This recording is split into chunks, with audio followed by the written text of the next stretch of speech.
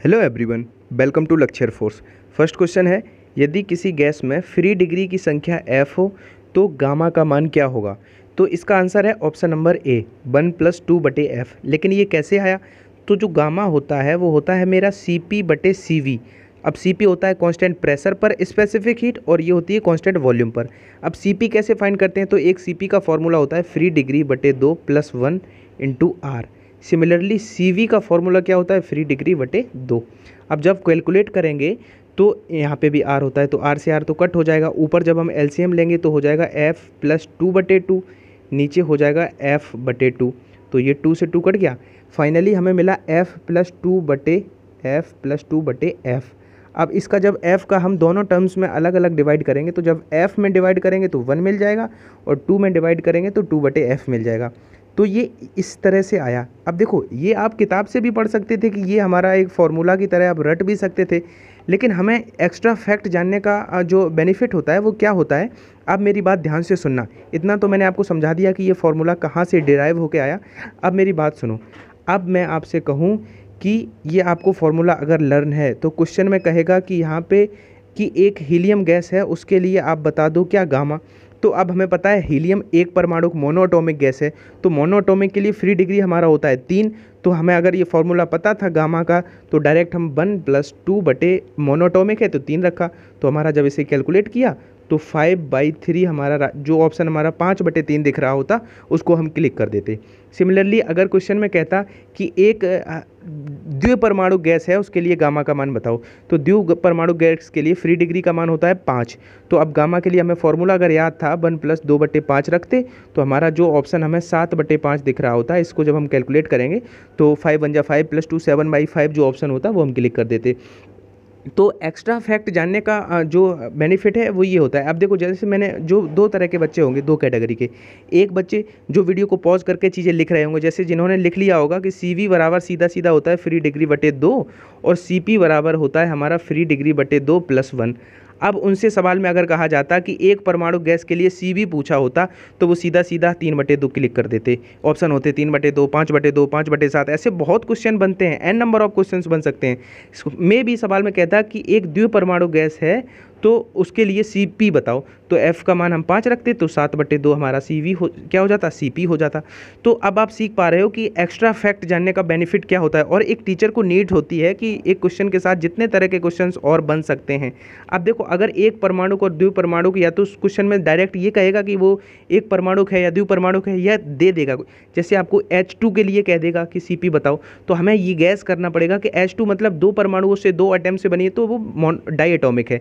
Suppose एक परमाणु को ना कह के हीलियम दे दिया, ठीक है, तो हीलियम हमें पता है एक परमाणु है, ठीक है। H2 अभी हीलियम को ऐसे लिखा देखा है कि He2।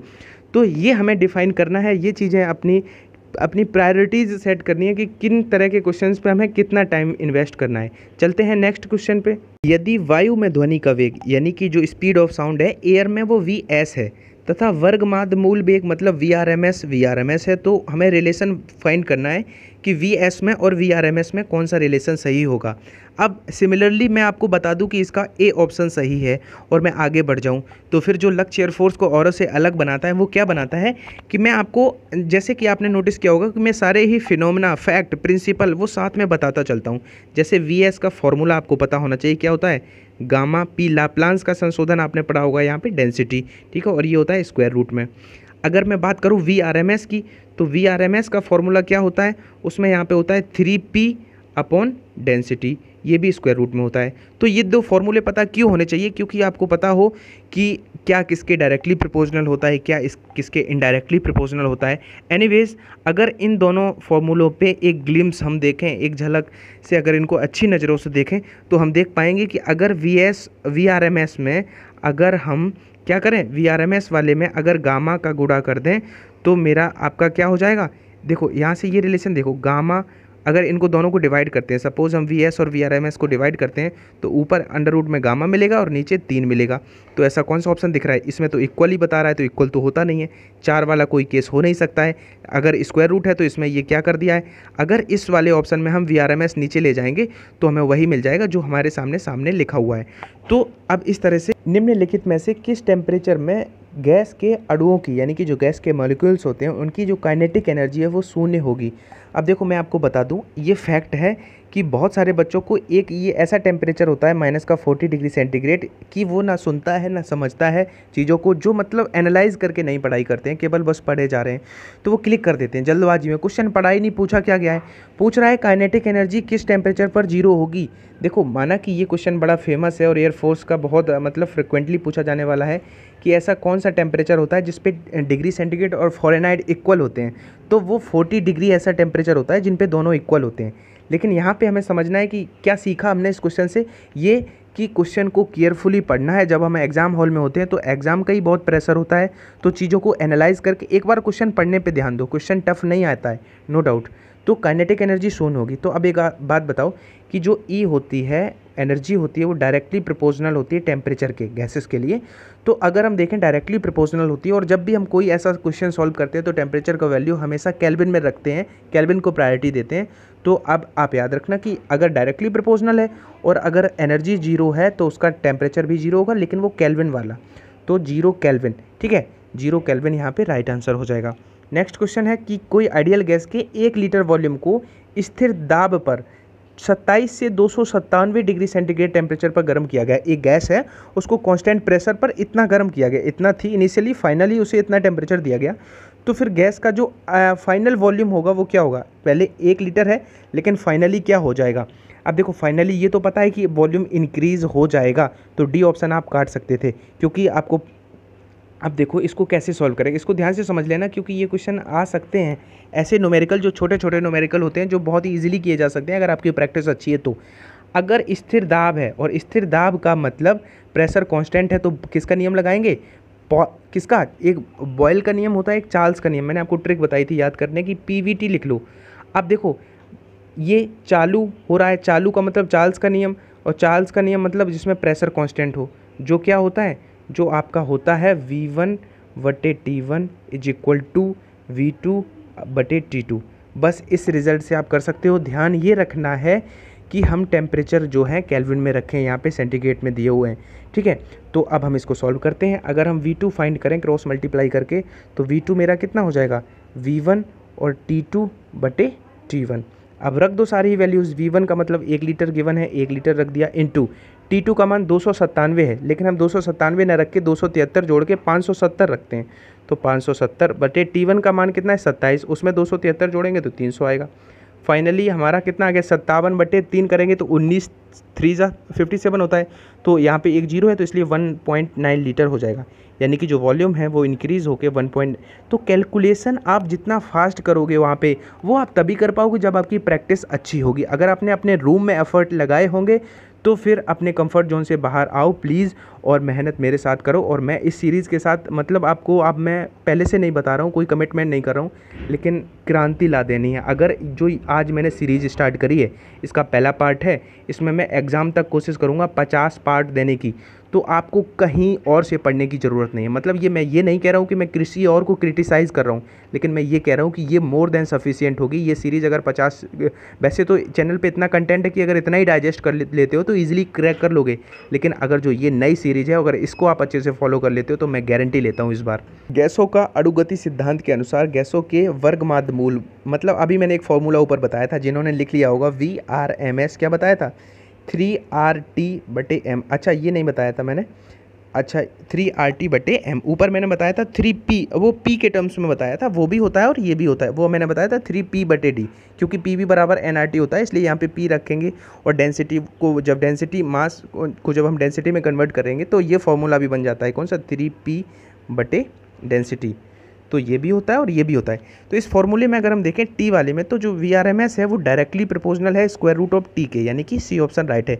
ये क्वेश्चन इजी है लेकिन बहुत आता है स्पेशली नेवी के एग्जाम्स में। देखो किसी धातु के एक टुकड़े का जल में अगर भार है वो 25 ग्राम है और 0.80 जिसका रिलेटिव डेंसिटी वाले द्रव में 26 ग्राम है, तो धातु के टुकड़े का रियल भार क्या होगा। बहुत अच्छा क्वेश्चन है, बहुत प्यारा क्वेश्चन है। बस मैं इतना ही कह सकता हूँ क्योंकि मैं ये सारी चीज़ें देख चुका हूँ, इन सारे ही एग्ज़ाम्स को फेस कर चुका हूँ, तो इस तरह के क्वेश्चंस बहुत हाई प्रोबेबिलिटी होती है कि आपके पेपर में दिख जाएं। तो देखो इसका मैं सबसे आपको करने का सबसे अच्छा तरीका बताता हूँ, 20 सेकंड में आप कर लोगे। मैं ये नहीं कहूँगा कि आप 5 सेकंड में इसको कर लोगे, लेकिन विदिन 20 सेकंड आप कर सकते हो। कैसे? आप एक फॉर्मूला याद रखना कि आपेक्षिक घनत्व यानी कि जो रिलेटिव डेंसिटी होता है उसको इक्वल कर दें। सबसे पहले तो इस क्वेश्चन में आप मेंटली मान लेना कि उस टुकड़े का जो वेट है वो x है, ठीक है, मेंटली सोच लेना। तो जो रिलेटिव डेंसिटी होता है वो क्या होता है, ऊपर आप कर देना कि द्रव में उसमें कितनी कमी आई, जल में नीचे करना है, द्रव का ऊपर करना है। तो द्रव में जो कमी आई होगी वो x रहा होगा, और कमी कितनी 26 अगर उसका ग्राम है तो कमी यही तो आई होगी, बटे नीचे कर देना कि उसकी जल में कमी, उसके भार में अगर जल में कितनी कमी आई होगी, तो हमने उसका मान x माना था, तो जल वाला सिस्टम कितना है, जल में कितना है 25, तो हमने 25 कर दिया ऊपर। अब आपको केवल इतना लिखना था, अब आपको ऑप्शंस उठाने हैं, क्योंकि 0.8 को हम 0.80 के नीचे 100 करेंगे दशमलव खत्म करने के लिए, 20 से काटेंगे तो 20 से 4 बार कटेगा और 20 से 5 बार कटेगा। तो अब हम ऑप्शन उठाएंगे, कौन सा ऑप्शन सेटिस्फाइड कर रहा है। जब हम 25 उठाएंगे तो 25 में से 26 जाएगा, ऊपर एक आएगा, नहीं हो सकता। 35 उठाएंगे तो 35 में से 26 जाएगा, यूनिट डिजिट एक आएगा, नहीं हो सकता। 40 उठाएंगे, सिमिलरली नहीं होगा। एक ग्लिम्स में आप विदिन 2 सेकेंड आप देख लोगे कि 30 ग्राम मेरा सेटिस्फाइड कर रहा है, क्योंकि 30 में से 26 जाएगा 4 आएगा, और 30 में से 25 जाएगा तो 5 आएगा। तो मैंने 20 सेकंड भी ज़्यादा बता दिए थे। अब ये चैलेंज हो सकता है कि इसमें आप कंफ्यूज हो सकते हो। सबसे पहले आपका जब रिलेटिव डेंसिटी वाला क्वेश्चन आए तो आपको क्या करना है, मेंटली सोच लेना है कि उसका जो रियल वेट है वो x मान लेते हैं। अगर x मान लेते तो रिलेटिव डेंसिटी होगा उसका जल्दी से फ्रैक्शन कर लेना। कई बार फ्रैक्शन क्वेश्चन में फ्रैक्शन वैल्यू ही गिवन होगी, अगर डेसिमल में है तो उसको सबसे पहले फ्रैक्शन बनाओ, हमने फ्रैक्शन लिखा। उसके बाद ऊपर लिखना उसका द्रव में जो उसका द्रव होगा, जल के अलावा जो लिक्विड होगा उसके वेट में जो कमी, नीचे लिख लेना द्रव की कमी। कमी कैसे निकलती है, रियल में से अपेरेंट घटा देंगे तो वो जितना डिक्रीज हुआ होगा उतना ही निकल ले। तो देखो कैलकुलेशन आपको ऐसे ही करनी है, ठीक है। जो एटमॉस्फेरिकल प्रेशर है, एल्टीट्यूड में कौन सा ग्राफ सही है। आपको पता है कि अगर हाइट बढ़ाएंगे तो प्रेशर, ऊंचाई बढ़ाने पर वायु दाब कम हो जाता है, डिक्रीज हो जाता है। तो अब हमें इनमें ग्राफ डिफाइन करना है। मैंने आपको बहुत अच्छे से ग्राफ कराए हैं, जैसे पी और वी का क्या होता है, पी और 1/v का क्या होता है, ये क्वेश्चन बनते हैं। और जैसे डायरेक्टली प्रोपोर्शनल का कौन सा ग्राफ होता है, इनडायरेक्टली का कौन सा ग्राफ होता है। तो इस वीडियो का इसका आंसर आप लोग कमेंट सेक्शन में ज़रूर बताना कि इसका कौन सा आंसर होगा। और नहीं आता है तो डिस्क्रिप्शन में मैं लिंक दे दूँ उसका, तो वहाँ से जाके देख के तब बताना, लेकिन आंसर बताना, क्योंकि मुझे बहुत अच्छा लगता है जैसे मैं कोई क्वेश्चन पूछता हूँ तो आप लोग उसका आंसर करते हो। जब देखो एक डैम है, उसकी नीचे बहुत मोटी होती है, उसकी जो दीवार होती है नीचे, ठीक है, तो वो क्यों होती है, तो हमें ये बताना है। तो देखो अभी मैंने जो ऊपर बताया था कि एल्टीट्यूड बढ़ाएंगे, हाइट बढ़ाएंगे तो एयर प्रेशर कम हो जाता है, यानी कि नीचे एयर प्रेशर ज़्यादा होगा। तो अगर नीचे एयर का प्रेशर ज़्यादा, एटमॉस्फेरिकल प्रेशर ज़्यादा होगा तो नीचे ऑब्वियस है कि मोटी होनी चाहिए दीवारें। तो तली में जल का दाब जो है, जल का दाब अधिक होता है। जल का दाब क्यों अधिक होता है, क्योंकि जो एटमॉस्फेरिकल प्रेशर है वो भी अधिक होता है नीचे, जब एल्टीट्यूड बढ़ता है ऊपर कम हो जाता है जाके, ठीक है। तो इसका आंसर हो जाएगा सी ऑप्शन। आर रेडियस की एक कैपिलरी ट्यूब है, उसमें H1 हाइट तक जो वाटर है वो चढ़ता है। उस समय जल की जो पोटेंशियल, ग्रेविटेशनल पोटेंशियल एनर्जी है वो U1 है। अगर 2R रेडियस कर दें तो उसी ट्यूब में जो जल है वो डालने पर जल की जो पोटेंशियल एनर्जी है वो U2 है। तो U1/U2 का वैल्यू क्या होगा। देखो बहुत अच्छा क्वेश्चन है, इसमें कंफ्यूज हो जाते हैं लड़के। अगर ग्रेविटेशनल पोटेंशियल एनर्जी की बात करी है तो वो अनचेंज रहती है, वो उसके ट्यूब के रेडियस पे इंडिपेंडेंट होती है। ये कहना बहुत इजी है, तो और ये आप किताब में भी ये नोट लगा हुआ देख सकते हो, लेकिन ये कैसे आया वो समझना बहुत उतना ही ज़रूरी हो जाता है। इसका आंसर हो गया डी। लेकिन कैसे, आप एक बात बताओ, मैं आपको समझाता हूँ। जो पोटेंशियल एनर्जी होती है वो क्या होती है, mgh। अब मास को अगर हम रिप्लेस करें तो घनत्व तो बराबर होता है द्रव्यमान बटे आयतन। मास को रिप्लेस करें तो वॉल्यूम इंटू डेंसिटी लिखना होगा। तो यहाँ को मास को रिप्लेस करेंगे तो वॉल्यूम लिखेंगे। वॉल्यूम अगर कैपिलरी ट्यूब है उसको हम ऐसे ही तो होगा, वो एक बेलन माने तो उसका वॉल्यूम क्या हो जाएगा, πr² हो जाएगा, इंटू डेंसिटी हम डी रो मान लेते हैं, ठीक है, इंटू जी। अब m को रिप्लेस करने के बाद हम जब g और h लिखेंगे तो यहाँ पे ये h और h² कर सकते हैं। अब देखो रो कांस्टेंट है क्योंकि उसी वाटर की बात है, पाई कांस्टेंट है, तो हमारा r² h² आया। हमारा जो u है वो u क्या आया, r²। मैं एक एक बात बताते हुए चल रहा हूँ, r² h² के डायरेक्टली प्रोपोर्शनल आया। अब एक बात बताओ, h जो होता है, हाइट जो होता है वो r के इनडायरेक्टली प्रोपोर्शनल होता है कि नहीं। अगर इतनी हाइट है, ठीक है, ये रेडियस है तो इतनी हाइट पे, अगर रेडियस आधी कर देंगे तो हाइट डबल हो जाती है।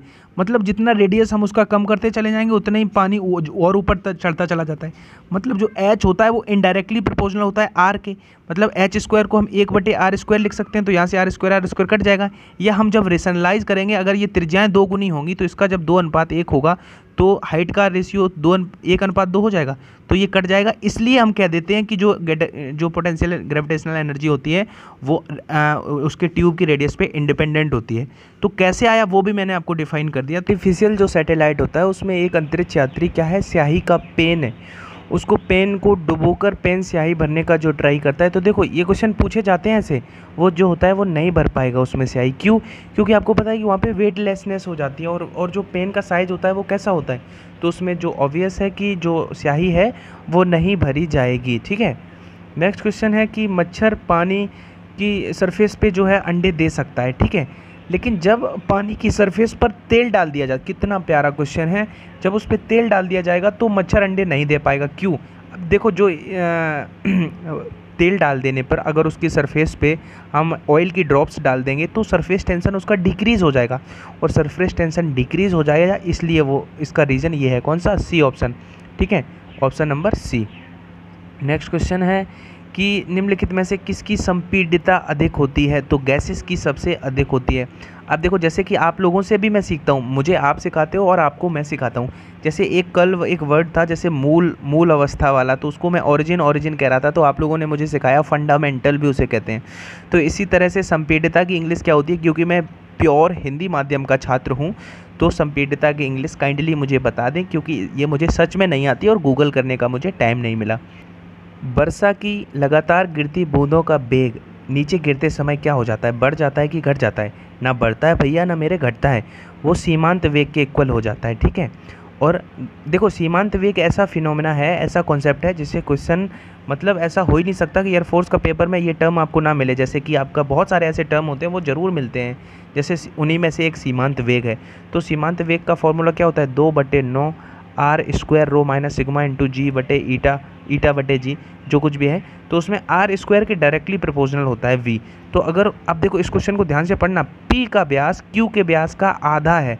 अब ऑप्शन में आपको 1:4 भी मिलेगा, 4:1 भी मिलेगा, और बहुत बच्चे कंफ्यूज भी होंगे। ध्यान से सुनो, p का आधा है, अगर p का हाफ है और q का 1 है, डायमीटर है, तो वही रेडियस के भी वो हो जाएंगे। ठीक है, तो आप क्या करें कि अगर डायमीटर आधा है तो रेडियस भी आधी होगी, और रेडियस अगर आधी होगी तो रेडियस के स्क्वायर के डायरेक्टली प्रोपोर्शनल है, तो 1/2 का वर्ग 1/4, तो 1/4/1 करेंगे तो 1/4, यानी कि ए ऑप्शन इसका राइट आंसर। तो फ्रेंड्स नई सीरीज स्टार्ट करी है जिसमें आज मैंने प्रॉपर्टीज़ ऑफ मैटर के कुछ क्वेश्चंस कराए थे। तो अगर आप लोगों का सपोर्ट रहा इस सीरीज़ को, तो मैं आपको एश्योर कराता हूँ कि इस सीरीज़ से आपको एज इट इज़ क्वेश्चंस देखने को मिलेंगे। मतलब आप फिजिक्स में बहुत अच्छे मार्क्स से पास हो सकते हो। लेकिन एज अ क्रिएटर मुझे एक प्रॉब्लम बहुत ज़्यादा फेस करनी पड़ रही है कि अगर मैं वीडियो शाम में अपलोड करता हूँ तो उस वीडियो की ग्रोथ रुक जाती है। सुबह में मतलब टाइमिंग प्रॉब्लम हो रही है। बताओ मुझे, अगर मैं सुबह करता हूँ तो अच्छा जाता है, अदरवाइज़ वीडियो 2 दिन के बाद पता नहीं चलता है कहाँ चला गया। तो आप लोगों को इतना करता है, अगर मैं डिज़र्व करता हूँ, अगर आपको लगता है कि हाँ मैं डिज़र्व करता हूँ, तो मुझे अपने सभी फ्रेंड्स तक पहुँचा दो। उसका एक ही तरीका है कि प्लीज़ यार मेरे चैनल को शेयर कर दो। आप सभी इंटरकनेक्टेड हो, सभी फ्रेंड्स टेलीग्राम या जहाँ पे भी अगर जुड़े हुए हो, तो प्लीज़ आज मैं आपसे ये रिक्वेस्ट कर रहा हूँ कि मेरे चैनल की लिंक को अपने फ्रेंड्स जोन में शेयर, फ्रेंड्स सर्कल में शेयर कर देना, जिससे और एंथुजियाज्म के साथ मैं कल से आप लोगों के साथ आ पाऊँ।